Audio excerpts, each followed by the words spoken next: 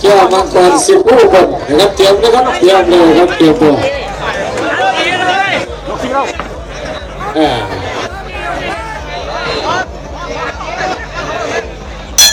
ยกที่4ครับเริ่ม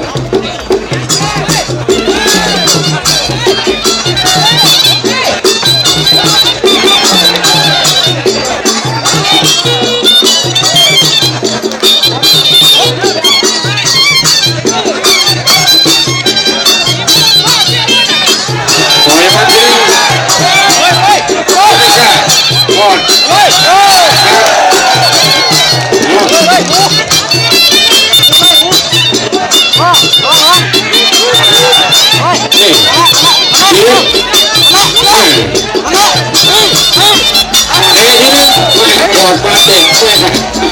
ธรรมดาก่อนที่ต้องตีของนะแต่ฉันจะไม่เป็นเลยถอ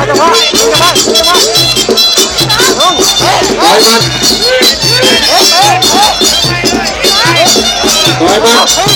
นี่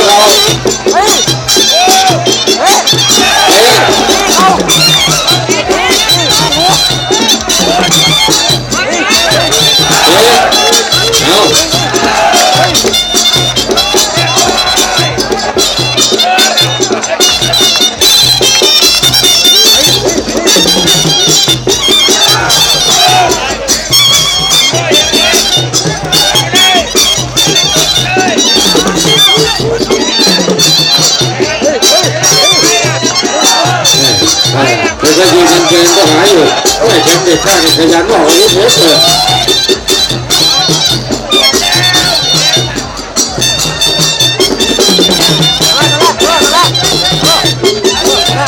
เพราะว่าบางครั้งก็โดนสภาพร่างกายคนที่4